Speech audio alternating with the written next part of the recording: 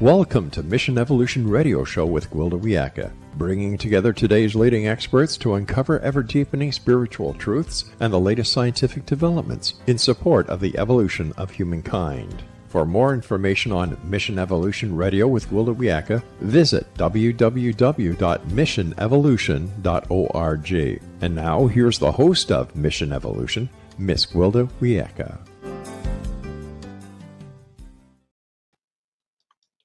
Are you intuitive? The answer to that question might surprise you. Most of us may very well be intuitive if we just learn how to listen. Mission Evolution Radio TV show is coming to you around the world on the X-Zone TV channel, xztv.ca. With us this hour discussing our often unrecognized intuitive skills is Melanie Barnum. Melanie is a psychic and medium, an intuitive counselor, life coach, reflexologist, and hypnotist.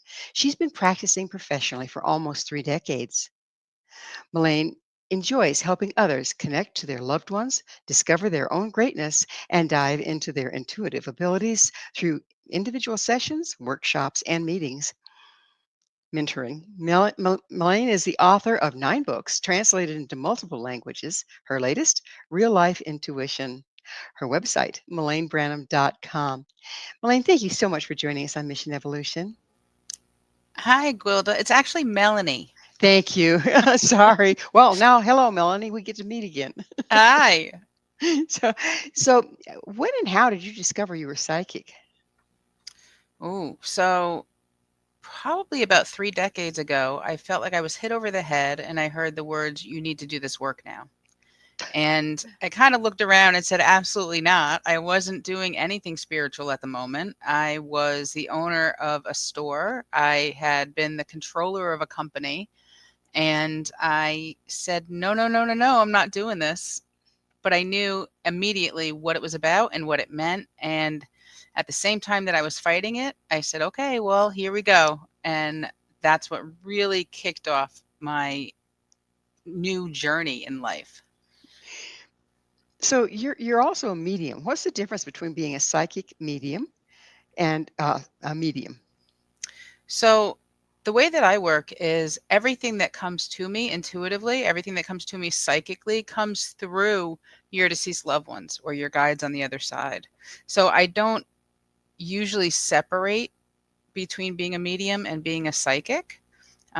For me, the way that I work, it kind of just flows naturally together. So mediumship essentially is connecting to the other side, connecting to deceased loved ones that have passed. And that just kind of happens to me because when I tune in, all your information comes from your guides or your loved ones. So what's the difference between a guide and a loved one on the other side? So a loved one is somebody that was part of your family or somebody that was a great friend to you. It's somebody that was actually living. And it could be somebody that passed away before you were actually born. But generally, it's somebody that was alive here. Your guides, for the most part, basic guides are those guides that have not necessarily been here anytime around your birth or anytime around your actual life, I should say. But it can be that they have never walked the earth. It can be that these guides have touched your life in different ways. And we all have a whole bunch of guides. Usually the guides that we kind of travel around with or that are part of our history or part of our family, I should say, our guide family, are ones that are there to help us specifically on the other side. So the way you're speaking, it sounds like the other side is a little more general than what most people view it as. Most people view the other side as where we go when we die, but it also, are you talking like the shamanic realms? It can be. Essentially, when I tune in or when I'm doing readings, I connect to, again, what I call the other side or the energy of the universe. And the universe encompasses everything that's not present here for me, everything that's not physically here. And that can include shamanic energies. That can include your guides, your loved ones, your angels, ascended masters. It can include all of those things. And to me, and I'm getting goosebumps, by the way. Goosebumps are validation that what I'm telling you is true and accurate, or that spirit is present. So to me, when I'm tuning into the other side, it simply means that I'm tuning into your variety of helpers that are there for you. So, does it feel different than if you're just tuning into the other side where the deceased are when you're tuning in more broadly? Not necessarily, not for me. It kind of feels like it's all part and parcel. When I do a reading, if somebody wants to come through, one of your deceased loved ones wants to come through, they'll give me either their name or their initial. Um, when it's just your guides or when it's just the energy of the universe that's kind of working together to bring me the information for you, then I don't necessarily get more information than what they're telling me. I won't necessarily get the information from your deceased loved one. Okay. So, what's the difference between intuition and psychic abilities? So there's a big kind of controversy about this. A lot of people think that it's exactly the same thing, that there's no difference whatsoever. For me, I believe that your intuition is something that we're all born with. It's a natural state. It's part of our kind of innate state of being. And we're all intuitive. We all have that sense of intuition. When you talk about psychic or psychic abilities or using those psychic abilities, to me, it just takes it a little bit further. You know, kind of liken it to everybody can play a note on a piano, but not everybody is going to be Beethoven. Um, we can all do it. It's just a question of how deeply we want to go into it. And from my perspective, psychic abilities also, it's a little bit deeper in that we do readings for other people or we share our psychic gifts with other people. So, can one learn? I mean, okay, we're all somewhat intuitive from what you're saying. Mhm. Most of us don't think we are. Can we learn to access that intuition? Absolutely. So, everybody says, "Oh, you can't learn how to do this. How are you going to learn how to do this if you're not naturally psychic?" And it's not true. Just as with anything in life, if you practice, if you get good mentors, teachers, read lots of books that have exercises in them, you can definitely move from being just a basic intuitive, somebody that uses kind of their gut instincts on occasion, to being able to access their intuition kind of on demand. And then where do we go when okay? Can we walk that into being a psychic or a medium?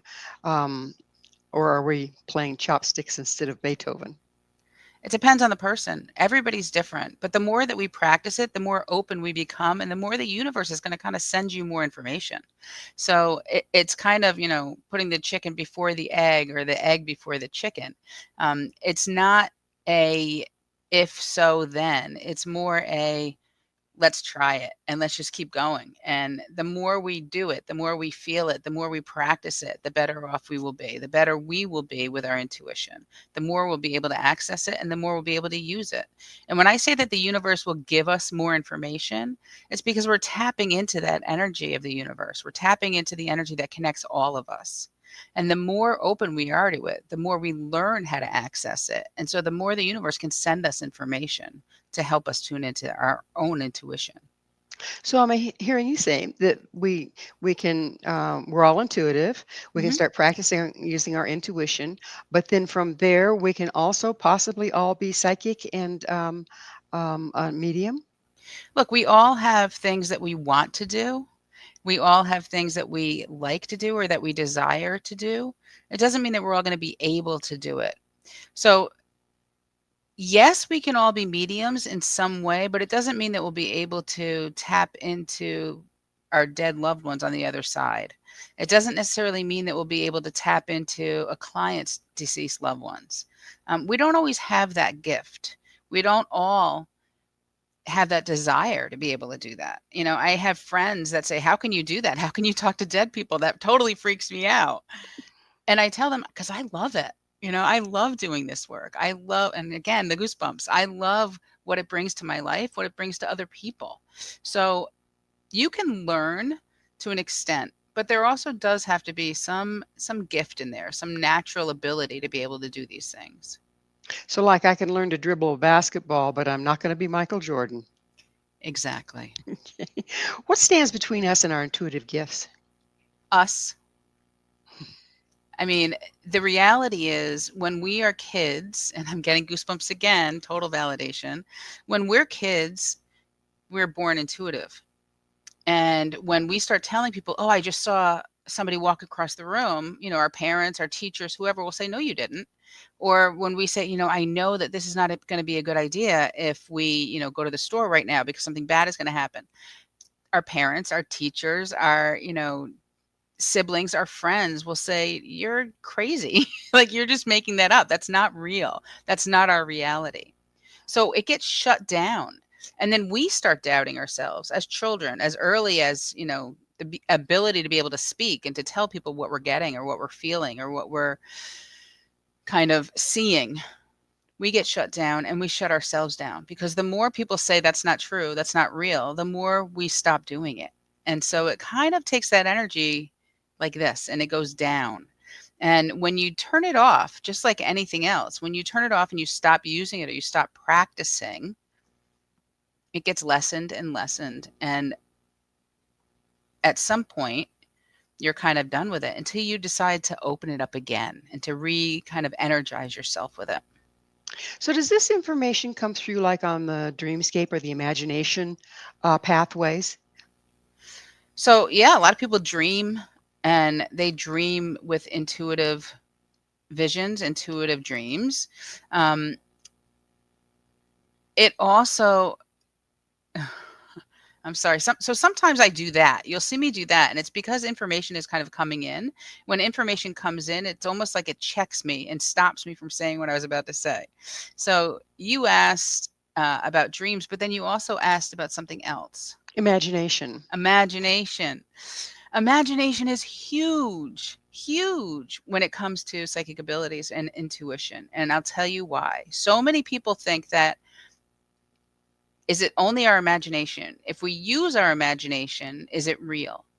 And I tell people all the time, you 99% of the time actually have to be able to imagine things in order to receive things, in order to We're see imagery. we're going to have to pick up on imagination on the other side of a station break. Melanie Okay. and I will be right back very shortly, so don't go away.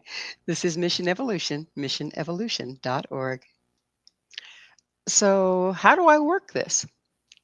With us this hour discussing accessing our intuition is Melanie Barnum, the author of Real Life Intuition. Her website, melaniebarnum.com.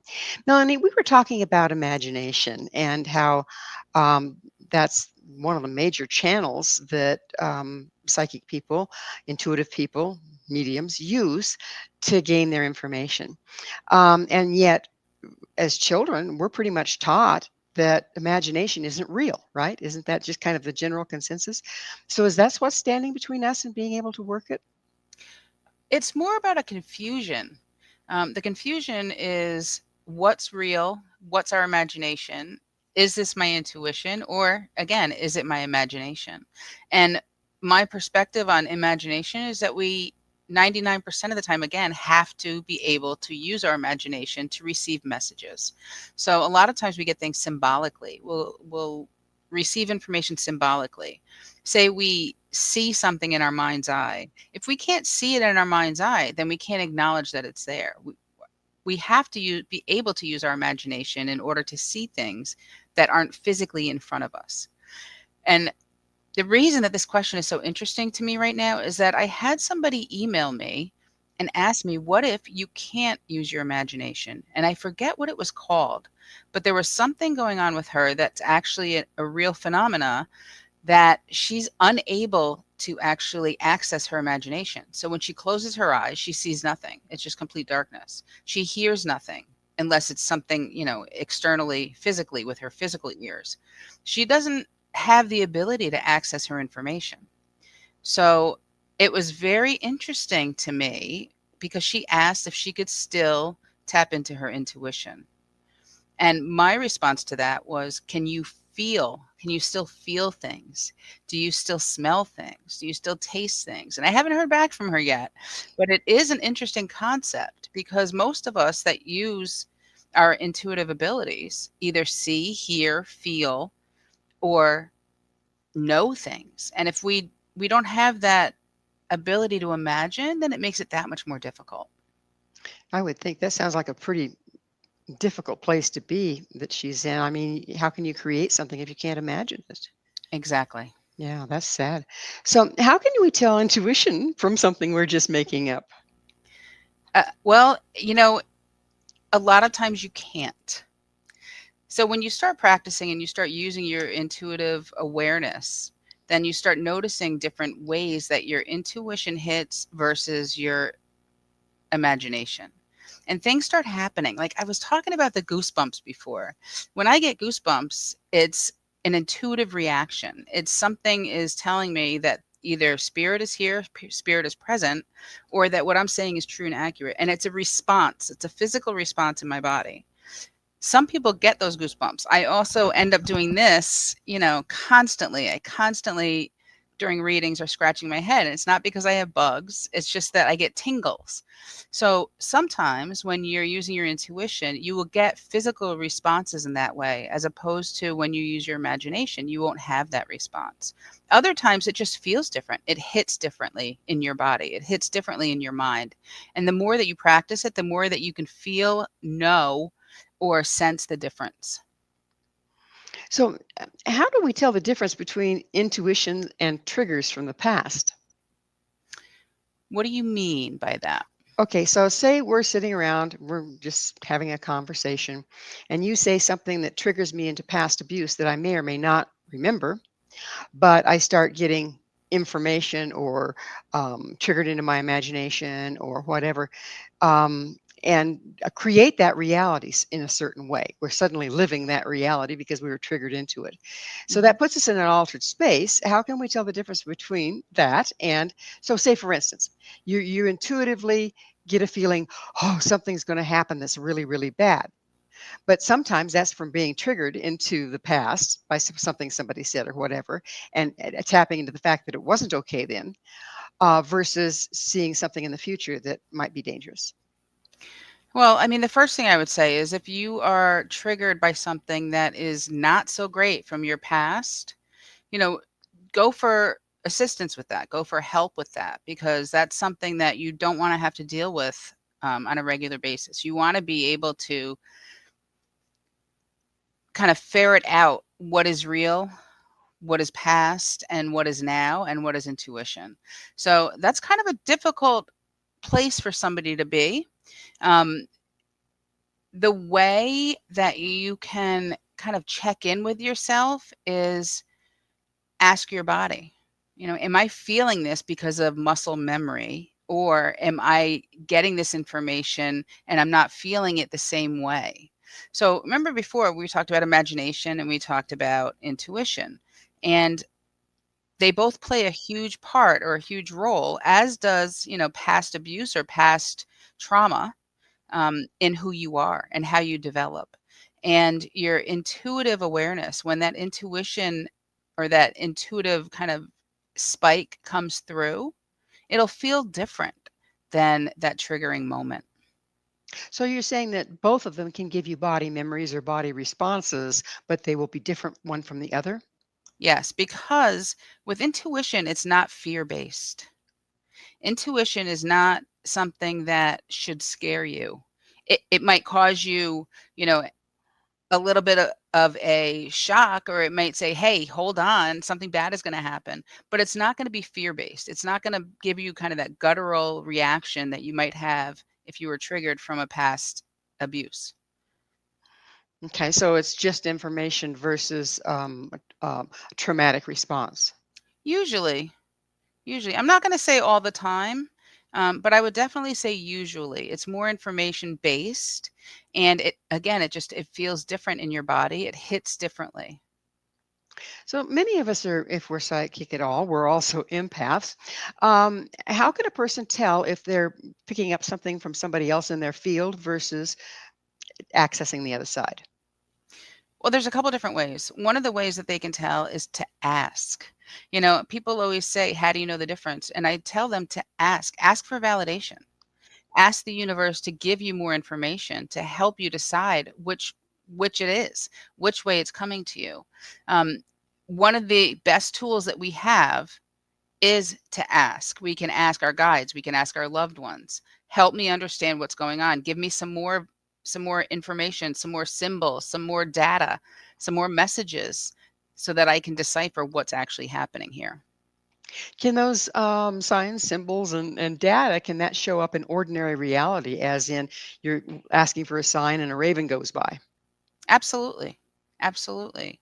So when we are talking about signs, it's something external. It's the tangibles, right? It's those things like you just said, a raven goes by.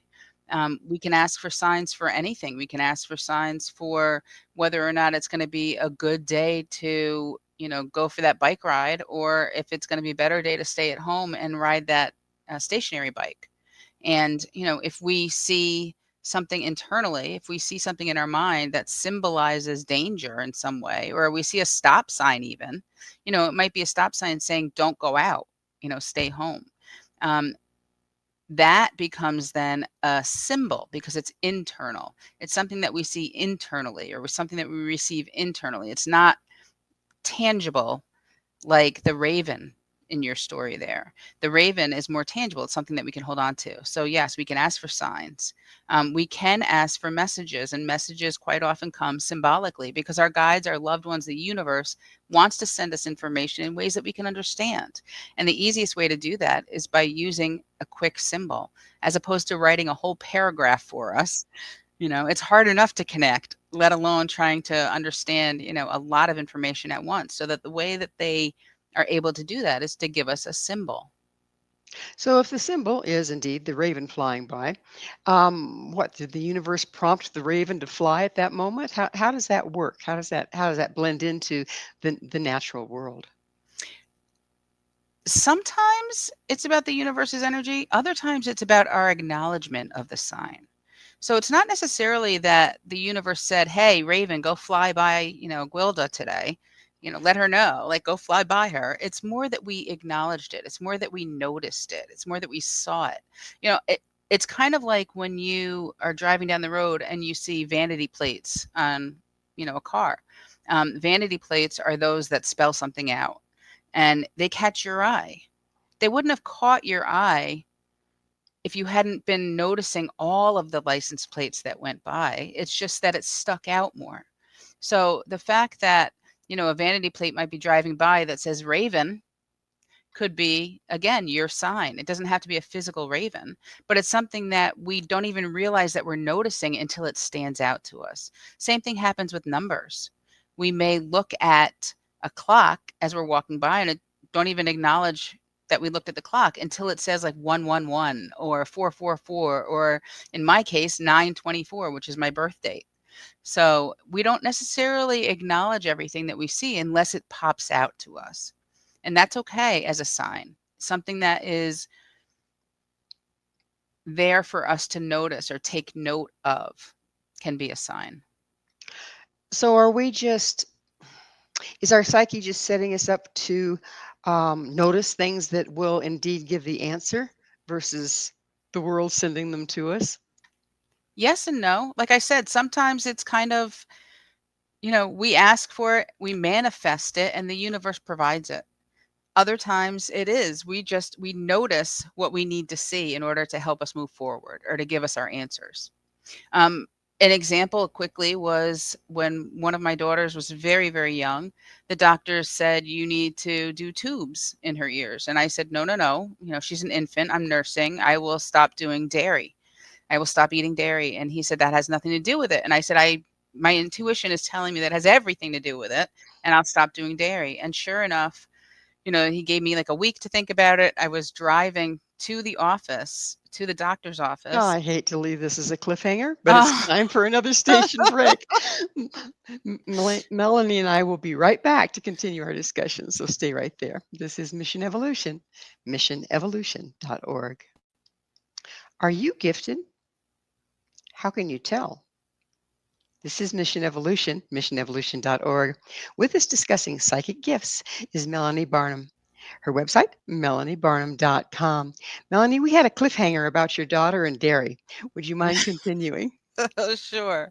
Um, so I needed to make a decision, and I needed to make it that day because I was driving on my way to the doctor's office to tell them yes or no. We were going to do the surgery or we weren't.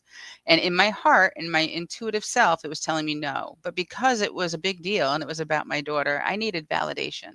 So I asked for a sign.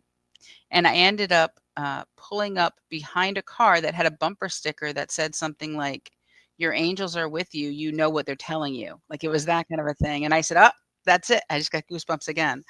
Um, I said, "That's it. I'm not doing the surgery." Like I know that with my intuition that that's what it is. And sure enough, I stopped dairy and she was fine.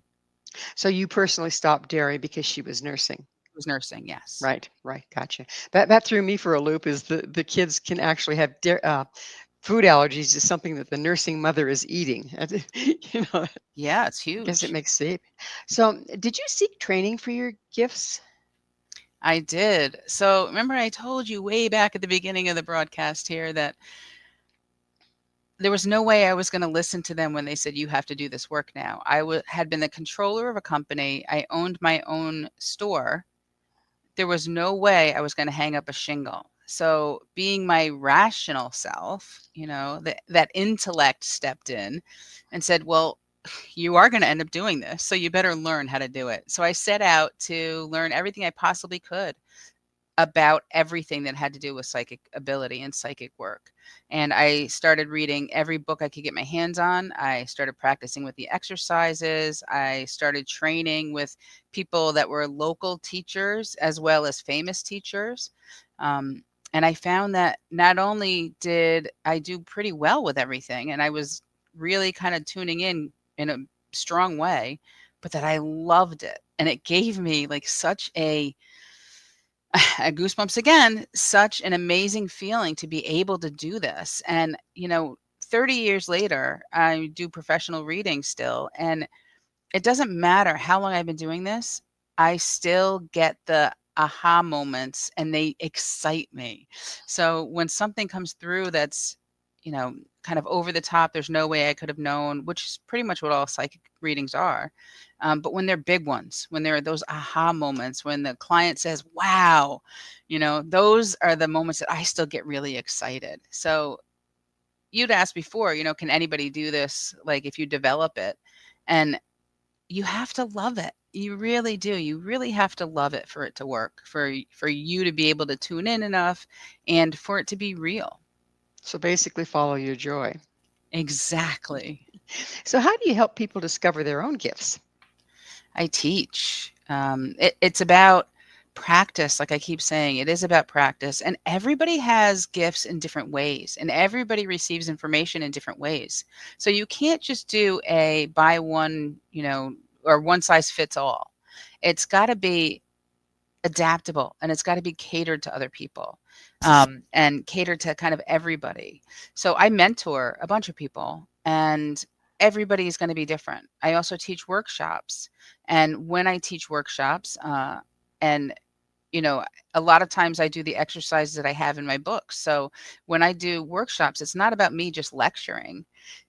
We have to be in it. We all have to get in it. We all have to play in our psychic field. Like this is what it's about. It's about being fun while learning how to tune in, how to tap in. So, how can accessing our intuitive gifts help us with manifestation? Oh, well, they both kind of go hand in hand with belief. So you have to have that belief that it can be possible. And you have to also believe that your intuition is telling you to do the right thing or telling you to go on the right path. That manifestation thing, people have a hard time with it sometimes because you don't necessarily have to do the work to manifest things, but you have to do the things along the way. So I always tell people you have to be part of your life. You have to operate within your life. So you have to be part of what's happening in order to take advantage and to manifest things. So if your intuition is telling you, you just asked for money, okay? And your intuition is telling you, let's go check the mailbox. If you're not participating in your life and you're not going to check the mailbox, then you may not get that check that just came in out of nowhere. that's in your mailbox. So you So, may think, I didn't manifest it then. so basically, we set our intention to manifest something, but then we have to follow our promptings, or it's not going to be there. We have to participate in our lives. So, having said that, it doesn't necessarily mean that you have to do something. Another quick example, when I started doing my work, I decided to sell my store, and I put it up on for sale one day. That was it. And my employees, my family said, "How are you going to sell it if you took the sale thing down?" And I said, "It's going to happen. Somebody's going to come, give me the right amount at the right time, and it's going to work out and it's going to be fine." And everybody said, "No way." Well, it did. It worked out and it was fine. And somebody did come along, and it had nothing to do with what I had done. It had nothing to do with an ad. It was an old friend that I hadn't seen for years who stopped by and said, "Hey, my mom was thinking about starting this kind of a boutique. Are you looking to sell it?" And it was as simple as that. And again, the goosebumps, validation. So manifesting means that you state your intention, you ask, you believe, you kind of let it go, and then you take it in and you receive it. Having said that, again, you do have to participate in your life. If you're getting nudged by your intuition to go do something or to go somewhere or to speak to somebody, then it may be that it's part of manifesting what you're asking for. Many of us are kind of in the victim stance. It's like we say, well, I want such and such, but yeah, but I call it the yeah buts. Yeah, but that won't work out. Yeah, so that throws us immediately into doubt. And I think all of us wrestle with that. How do you stay on Mhm. course with holding the faith? I wish I could give you a great answer there because I'm one of those yeah butters. Like I do it too. I've been doing this professionally for, like I said, just about 30 years, and I do the same thing. Well, I want to be able to do this, but so you have to decide that it's more important. What you want to manifest is more important than your doubt. It's up to you. There's no magic answer there. It's really up to you to believe that it's possible and to believe that it can happen for you. And if it's for your greater good, then the universe is going to make it happen in one way or another. Um, we talk about, and it's kind of a timing thing right now with all the flooding that's been happening, but we talk about that old parable where the man is on his roof because it's beginning to flood. And they come by in a rowboat and he says, "No, no, no, God is going to save me. The universe is going to save me." And so he doesn't get into the rowboat. And then they come by again and try and get him to come in with a big boat. And he says, "No, no, no, the universe will save me." And then they come by with a helicopter and drop a ladder down. And he says, "No, no, no. The tides are rising." And he says, "No, no, no. The universe, God's going to save me. No problems here." And then he drowns and he gets to heaven and he says, "Why didn't you save me?" And God said, "What do you think the rowboat, the boat, and the helicopter were for?" Like we have to participate in our lives. We have to be open to the different things that might come into our lives to help guide us to the right direction for what we're trying to manifest. So basically, we have to let go of how we think it should look. Exactly. We have to let go of how we think it's going to happen or how it should look. 100%. So, can we direct our intuition to get the answers we want, or do we just have to? Does it show up randomly? How do we direct it? The more we practice, the more we can direct our intuition to give us the answers that we're looking for. The more we practice asking to be shown or asking to get information, the more the universe is going to provide for us. The more the universe is going to strengthen our intuitive awareness. Practice makes perfect. Yeah, pretty much. Um, did you find over time that the things times you had that aha, it did work, and clients go, "How did you know about my cowboy Mhm. pajamas?" Right, that sort of thing. Right. Do you find that that kind of validation over time has helped you hold the faith, basically? 100%. 100%. It's interesting because I'm writing a book right now and I just wrote about that. How, some people believe that you don't need validation to do this work. I believe that you do need validation to do this work. And the reason is we could just be going along with our imagination and not have a clue, that we're right or wrong with what we're getting intuitively. And getting that validation helps us to learn again how it feels to us, how it reacts in our bodies, how it presents itself to us. And so that validation is huge. And it doesn't necessarily have to come from somebody else, right? Just as events unfold, something you've intended for yourself. Is that Mhm. validation as well? It is. And actually, sometimes validation is very difficult to get because remember, we talked about, whether we should go out for that bike ride outside or stay in. And, you know, the universe is sending you a stop sign, don't go. So you don't go.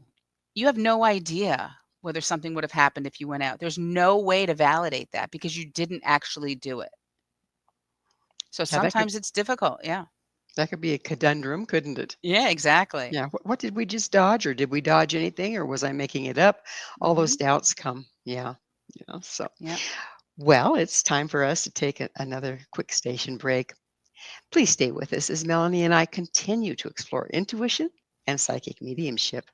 This is Mission Evolution, www.missionevolution.org. To tell or not to tell. This is Mission Evolution, missionevolution.org. We're continuing our discussion with Melanie Barnum. Her website, melaniebarnum.com. Melanie, one of the things that comes up a lot, I think, particularly for budding psychics or mediums, particularly, is when they're approached with information about someone else. Say they're just standing close to a stranger, but they get information. Many are very tempted to say, "Hey, did you know that if you go out in your car, it's probably not going to be safe," or something like that. Um, where do you stand on that? If somebody hasn't asked specifically, do we just keep it to ourselves? What do we do? So for me personally, I feel like it's a very intrusive thing. If you're just randomly giving people information that you see in the grocery store or on the street, and it can also be something that can harm you, because a lot of people don't believe in this line of work. They don't believe in intuitive awareness. Um, I don't turn it on. So what that means is that when I'm not working, I try and shut that part of it down because I don't want to tune into everybody else's dead people. I don't want to get all the information about them. Even when I do readings, I tell my clients that I won't remember what I've told you because it's not for me. It goes right through me. And I don't want to have to carry that stuff around. I feel like unless it's something that's extremely urgent or something that, can really cause them death or cause them great harm, then I would not come out and tell them what I was getting about them. Which leads me to the next question is, can you turn this thing off and on, or are you just kind of along for the ride? No, you can definitely shut it down a little bit. And by shutting it down, I don't mean that you're turning your intuition off 100%, but you're kind of muting it a little bit. And the reason that you do that is because you don't want to be overwhelmed all the time. You don't want to be attacked at the grocery store. You don't want to walk outside and start hearing all kinds of things from all your neighbors. You don't want that to happen. So you can definitely mute it. You still want to be able to receive crucial or critical information for yourself, and you could still turn it back on. You can ask the universe to, okay, now it's time to send me information. Now it's time to let me tune in. But you can also say, now it's time to let me go to sleep. Now it's time to let me go shopping without working. For me, it's work. I love what I do, so it doesn't feel like work, but it's still work. I don't want to go to the grocery store to get eggs and, have somebody come or have dead people coming up to me to say, "Hey, say hi to that one. Say hi to that one." I don't want that to happen all the time. So it's not like there's a mute button, right? So is the controls your intention? Pretty much. I mean, some people actually I've heard of that do have a mute button. It's like they have a metaphysical mute button where they just hit the button and say, "I don't want to hear it unless it's, crucial or So critical." this happens in the imagination, I take it? Yeah.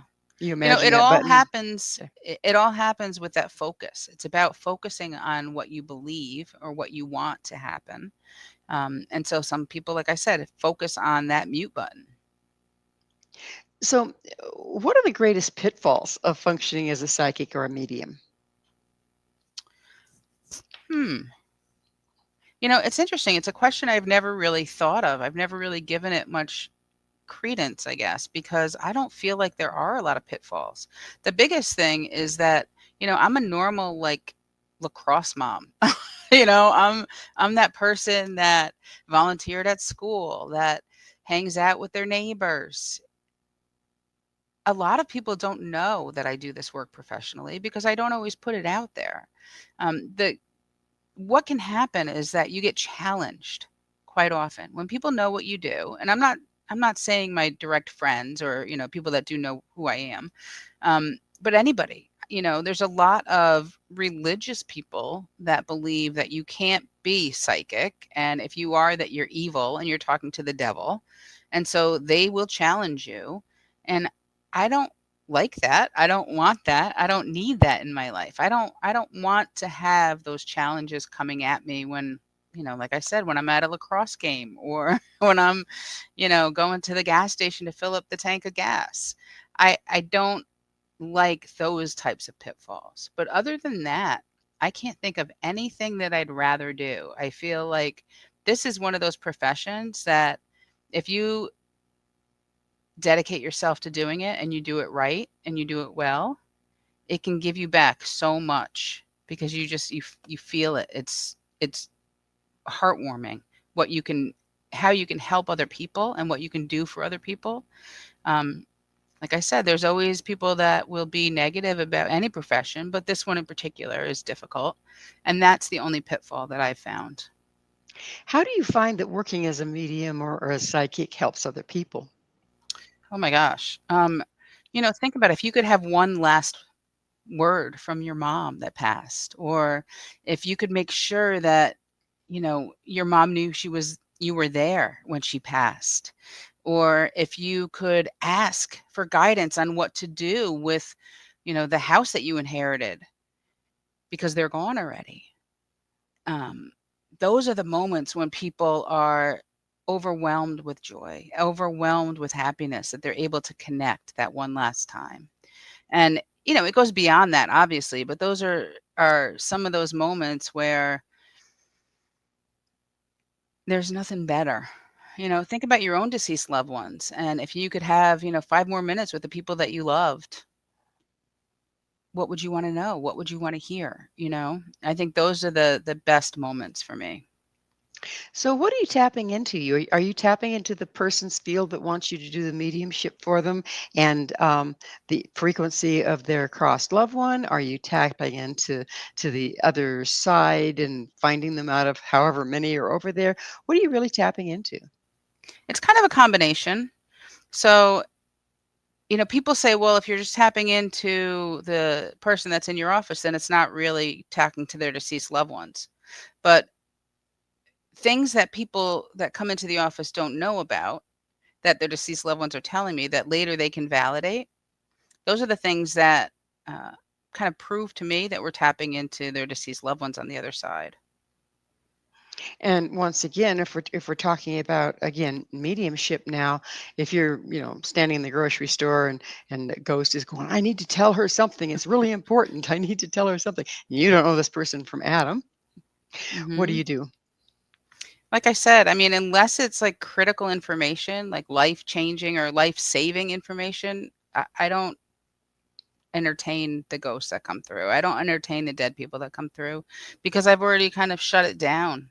I don't want to know everything about everybody, and I definitely don't want to be invasive and, just go up to some random person.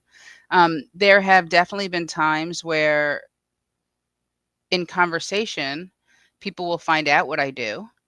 Um, one of the first things that I always say when people ask me what I do for a living, I say I'm an author. And I say that generally, unless we're in a different type of situation or a different type of setting, then I say I'm an author. And if they ask me what kind of books I write, then I tell them I write about, intuition and psychic abilities. And that opens us up. And it's from that moment where the person either is like, oh my God, like they want to know, or they just kind of step away and say, okay. All right. This lady Yeah, needs to get back on her meds, right? exactly. So let's talk briefly about possessing spirits. Okay, if you're talking to the dead, how can Mhm. you tell one that they've crossed, and two that there's reliable information, or they might just because they're dead doesn't mean they're smart, kind of thing. It really depends. I mean, if I'm doing a reading for somebody, then it's up to that person to validate it for me, to let me know what's happening. Um, I have never come across a spirit that would not leave me alone or would not go away if I felt like it was negative and it wasn't supposed to be there.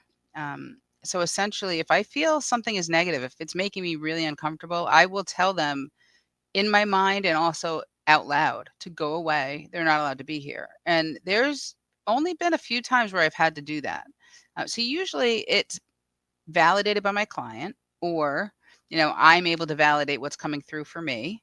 Um, or like I said, it's just only been a couple times where I've had to say go away. Well, we're just about out of time in the show, and I'd be remiss if I didn't ask you, Melanie, what's your mission? Oh, that's a great question.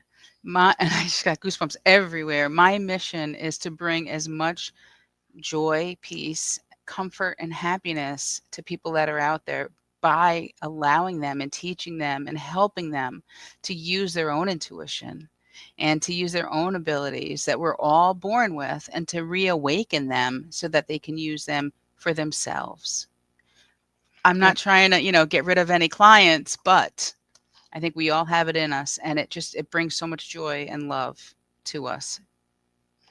that is a very worthy mission because right now, if ever there was a time, we need to be able to find our guidance, don't we? Yes, we do. Absolutely. Yeah. You just gave me goosebumps all over my entire body. I aim to please. Well, Melanie, unfortunately, we are out of time. Thank you so much for coming on the show. This our guest this hour has been Melanie Barnum, international psychic medium and the author of 9 books, her latest, Real Life Intuition. To find out more about Melanie, where you can find her books and all she has to offer, visit her website, melaniebarnum.com. This has been Mission Evolution with Gwilda Wiyaka. For more information or to enjoy our past archived episodes, visit www.missionevolution.org.